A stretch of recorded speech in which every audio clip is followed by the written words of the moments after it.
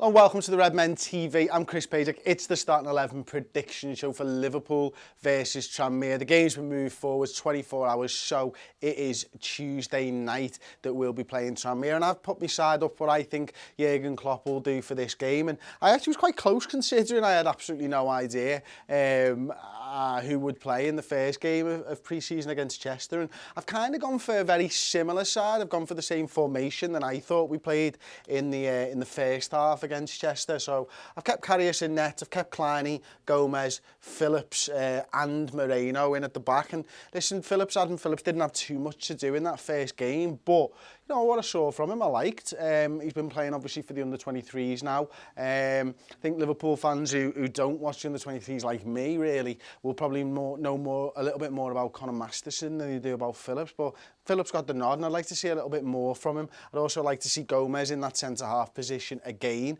so that's why I've gone for that. Then I've gone with the, again, 4-2-3-1. Now, it felt to me like Solanke was playing just behind Divock Origi in the last game, and I've actually moved Keita from the second-half team into the first-half team, just to have a look at the dynamic that maybe we could get if we play Keita and Fabinho. Ultimately, I did this last time. I want to see both of them play at the same time, so I've gone with Keita. I want to see him a little bit more advanced than we saw against Chester. He was obviously the deeper midfielder against Chester, and as such we saw the tidy work that he can do, and it was great. And you know, we got to see a little bit of his pressing into the final third and stuff, but I'd like to maybe just see him start to bomb on, start to maybe dribble with the ball at his feet like we know we can, and maybe we'd see a little bit more out of Fabinho if that's the case as well, because if he's playing alongside Naby Keita, there'll be times when Keita stays and Fabinho goes, and maybe we'll see a little bit more of Fabinho running with the ball and looking for those 1-2s like he did so well at Monaco.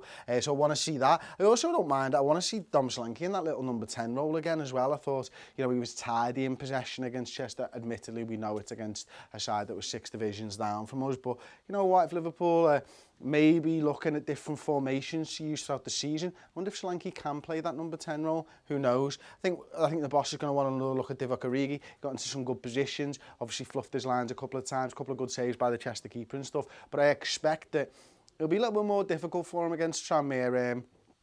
Because ultimately, not that Tranmere are so much better than Chester, but Chester played with a mad high line, and that's why Divock Origi was getting that space in behind. I want to see, I think we'll learn more about Divock Origi when people sit back, and you know what, I think maybe this might be a little bit more like that, even though it's a pre-season friendly. Really enjoyed Curtis Jones' performance out on the left-hand side as well. Wouldn't mind seeing a little bit more from him. Thought he had a good game against Chester, whipping that ball in for one of Wilson's goals, the second Wilson goal. Absolutely beautiful ball as well, and he was very good in possession of the ball. He was very good and creative with his feet. He had a little couple of opportunities in and around the box as well. Couldn't quite get his shot off, so I'd like to see that a little bit more. And then, you know what, I want to see Harry Wilson over on that right-hand side as well. I think he was electric getting into the box. His finishing was up there. And that's the kind of Liverpool side that I want to see. A good mix of youth and experience once again, and also new players and stuff. So I won't even bother with the second half side. But what I will do is get into some of the comments now. So I'm going to get in there. Tom, have you got something to get me going with, mate? Yeah, so I asked a few people who they want to see start. Thomas Dumwanwas. Thomas Dumwanwas. Yeah, mad second name. Mad, Tom says mad. He says he'd like to see Ward given a game. Timothy says Keita, Fabinho and Robertson. Yeah, okay. I'll answer the Ward one first. Actually, we've got the build-up show coming out later, and we have a little conversation around Ward, so it's probably best for you to watch that. It's me, Tom and Paul on that, and we all talk about Ward and Carrier, so I think your question will probably be answered in that show, rather than tread over the new content or move on. What's the second part of the question, mate? Keita, Fabinho, Robertson, says Timothy. Yeah, I mean, we know what we're getting with Andy Robertson. I did enjoy a little part of Moreno's performance the other day with, you know, those little double megs. That was cool. Robertson was outstanding getting down that left-hand side. I think we all know he's going to be that first-choice left-back this season. And yeah, I think we all want to see Andy Robertson all the time, but sometimes you just got to rest the man. You've just got to rest the guy, like, so I imagine we'll do exactly what we did in the last game, where we play 11 players for one half and 11 for the other. And Klopp had a really nice blend of youth and experience in both of those sides. And, you know, Chester were unfortunate because they weren't able to make a lot of substitutions. They just don't have as big a squad as us, that they tired massively second half. And I thought the best attacking side went out second half, and that's why we scored 5 goals in the second half compared to only 2 in the first half. What? Okay. Connell Quinn says, will Van Dijk or Wijnaldum play? I don't think they are they? No, I don't think so. I think they're back in training today, Monday. Tuesday will probably just come too fast for them. I'd expect to see them maybe get a few minutes Berry at the weekend. I think that's the Saturday 3 o'clock kickoff. So yeah, I expect to see Van Dijk and Wijnaldum in that game. I'd be surprised, it's not to say it won't happen, if we saw them getting minutes. Ultimately, there's loads of players that want to get some minutes in this pre-season anyway. So we've obviously got like 22, 23, 24 players. I think it was Randall and Markovic who didn't get a game last time out. I don't expect Markovic to get a game this time out. I think kind of Randall probably won't either, with Camacho getting that second half right back berth. I'd be surprised if Randall got it. So we've got 22 players, another 2 in. How many minutes is everybody going to get? I think Jurgen Klopp will give these the night off, Wijnaldum and Van Dijk, and then he'll look to maybe bring them on and hopefully get them some minutes at the weekend. Okay, good question. Okay, any comment on Karius fumbles while warming up, said Geordie Anthony Roberts. Just that he does no favours to himself. I mean, come on, really? But people make mistakes in warm-ups all the time. Like, how many times does Salah actually score one?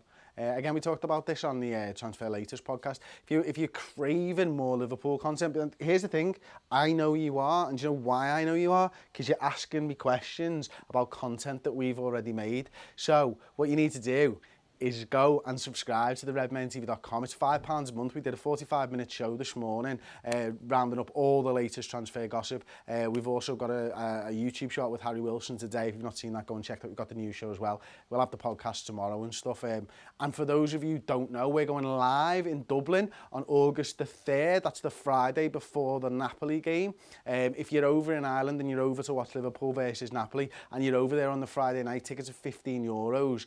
Could you put this link in the description, actually, Tom? It's bit.ly// capital letters RMTV dub. That's where you can buy your tickets for the live show. It's at Murray's Bar, right in the centre of Dublin. There's only a few tickets available already. They've been on sale for about a week now, and they've sold so well, so I expect them to sell out over the next few days and stuff. So if you're in Dublin, now's the time. Come and see Redmen TV live. We've got live music as well. It's going to be absolutely superb night. There we go. Chris, is this your job? Says DA58. It is now, mate. I mean, don't think of it as a job, but this is what I do all the time. And it is literally thanks to everybody who watches it. That's why we are so thankful. That's why I thank everybody at the end of every video. Thank you for watching. Thanks for liking the video and subscribing to the Redmen TV. We do it, and we're afforded the time and space to do it because of the subscribers on the redmentv.com, because of how many people watch our YouTube videos. It is an absolute... It's just a dream come true. This beats running restaurants, which is what I used to do. I get to talk about the club that I love most. I'm dead thankful, and it's all because of you. Anyway, thank you very much for watching, for subscribing. Like the video. I'll see you next time. Ta-ra.